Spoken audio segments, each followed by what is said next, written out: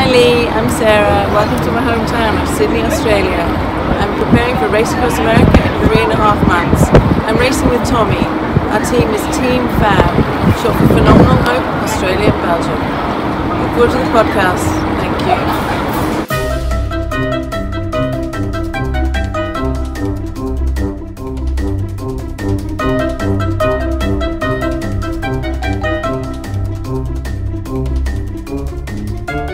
Hello, this is Maria Vasquez. And I'm Lee Kreider. And this is a show about cycling and ultracycling, show number 183. And we want to thank Sarah Matthews for that introduction.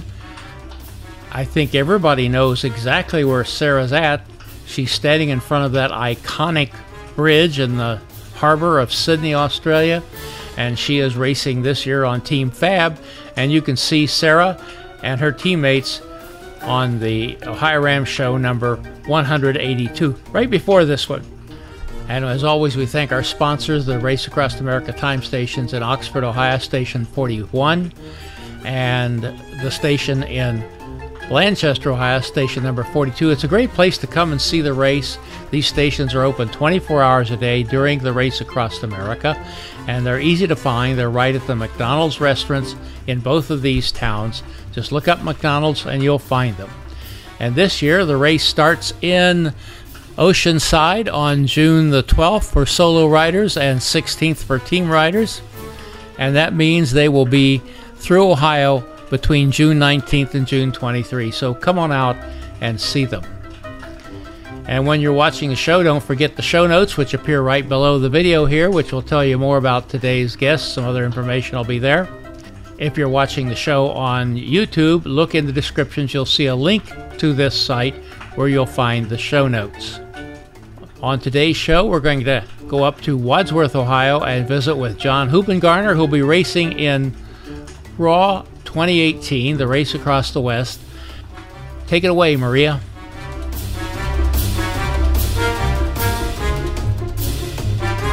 Hey, John, how are you doing today?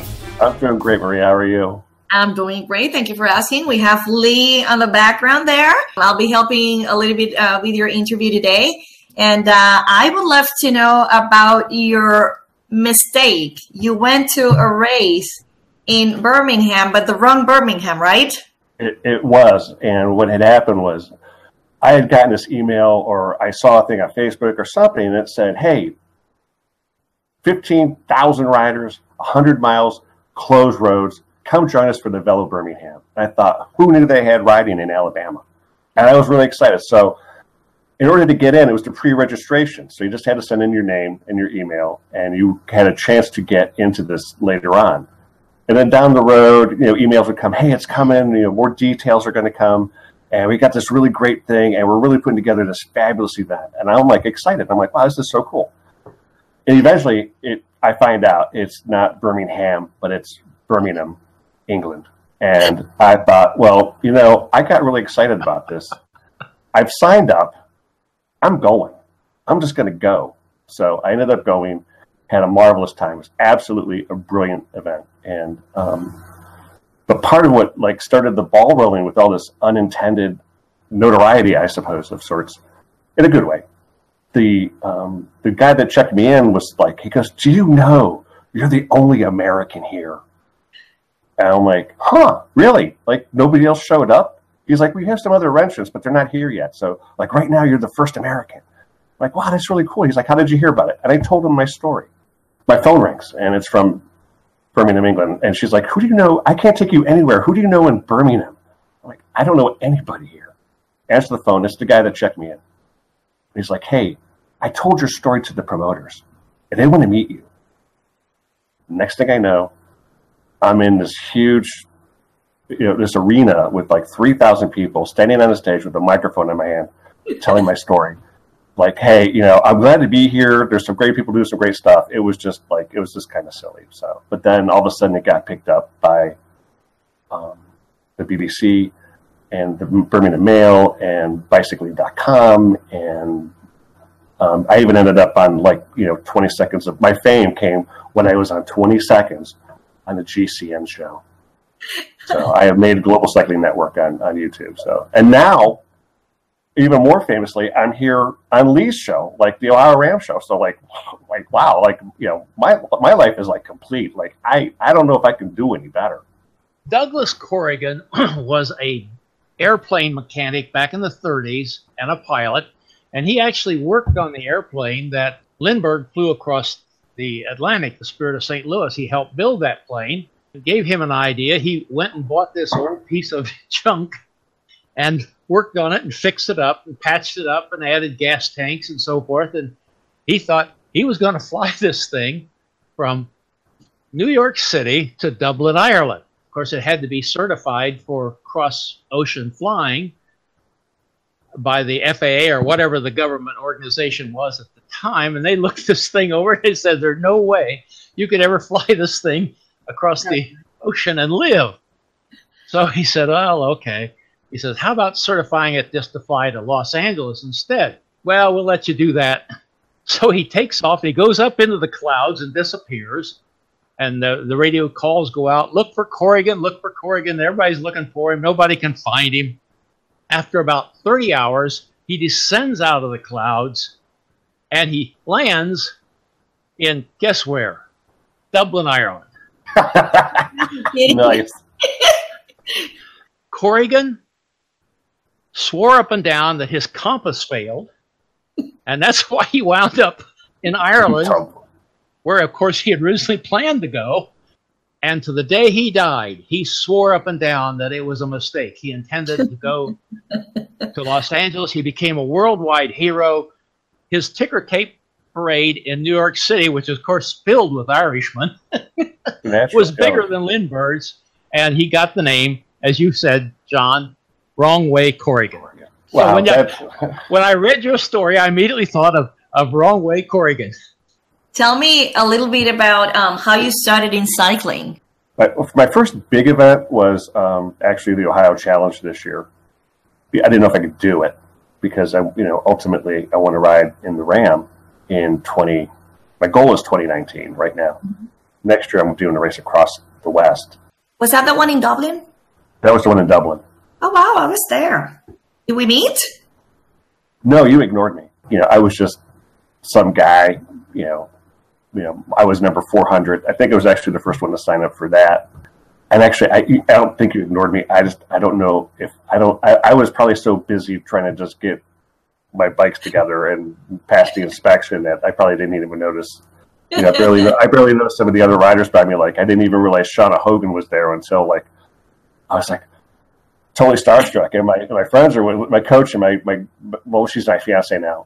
They were looking and they're like, "What's wrong?" I'm like, "It's Shauna Hogan. It's her. She's won the RAM 6 times." And they're like, "Okay, she's like the queen of ultra distance. She's amazing. She's incredible." And I think she started, and everybody was like, wow, she started 5 people behind me, and I was just like, okay. It took her about 10 minutes to pass me.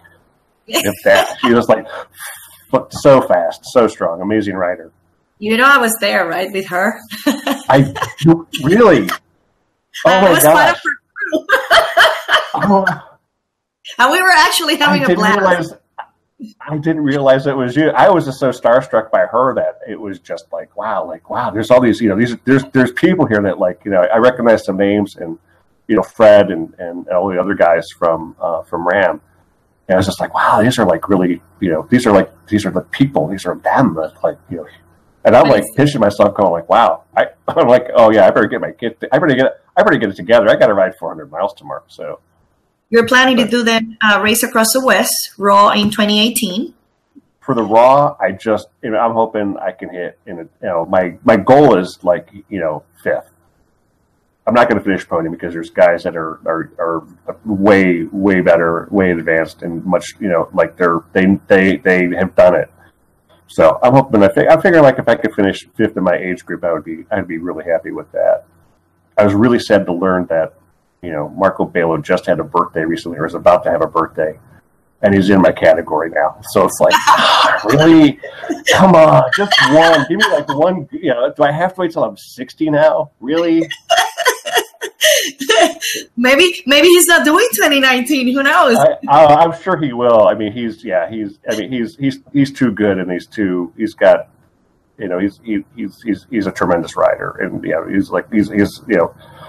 Any other goals besides Raw and RAM, which are like the top for me? Yeah, well, there's, you know, I'm doing the Sebring 24-hour. That's February, which was like a really great excuse, like one to kind of like get out of the winter doldrums and get out of Ohio for a few days, even if it is, you know, just to get away.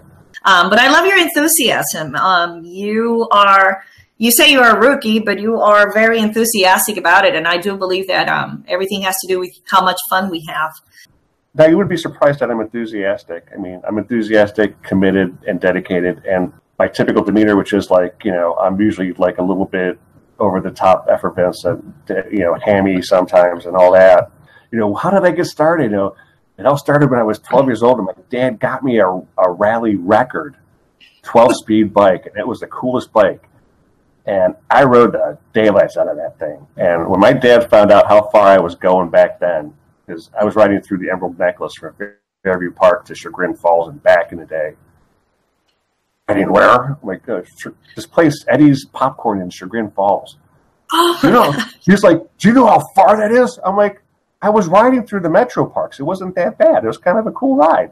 It was cool. I mean, flat pedals, down tube shifters. I loved that bike. I rode it till it fell apart. I was not a good mechanic.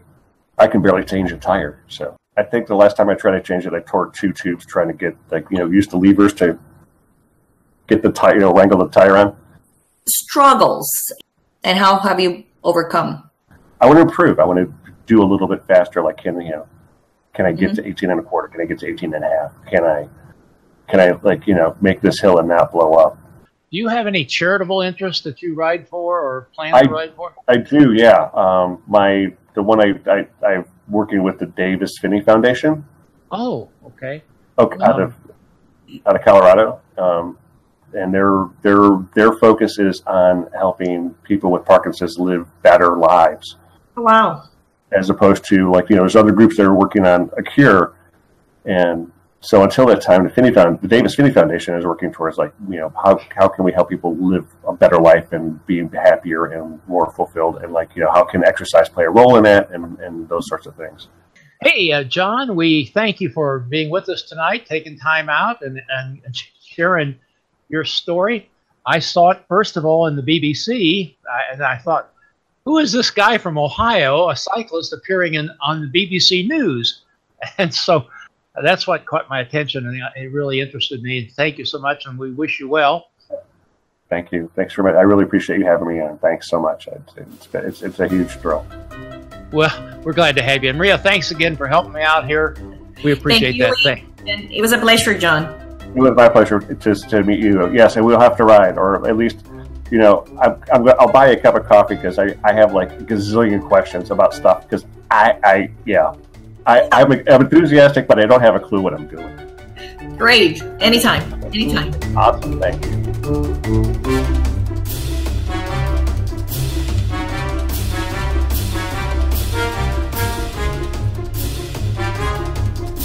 Thank you, John, for being on the show and sharing with us. We wish you well in the race across the West, and we hope to see more of you around the ultra race circuit. And we want to thank all of you who support the shows. We appreciate that a great deal. You watch the show on social media, you give us likes, you make comments, you share the show on your own websites, and all that is helping the show to grow and helping more people to learn about the wonderful sport of ultra cycling. And on next week's show, we're going to have Joe Barr and John Black, both of them for Ireland. Joe has been on the show before, and John is new with us. And that'll be in about 10 days on March 17th. St. Patrick's Day, where else to go but Ireland on St. Patrick's Day. Goodbye, Maria. Goodbye, Lee. Goodbye, everybody. We'll see you in about 10 days. Music by Kevin MacLeod.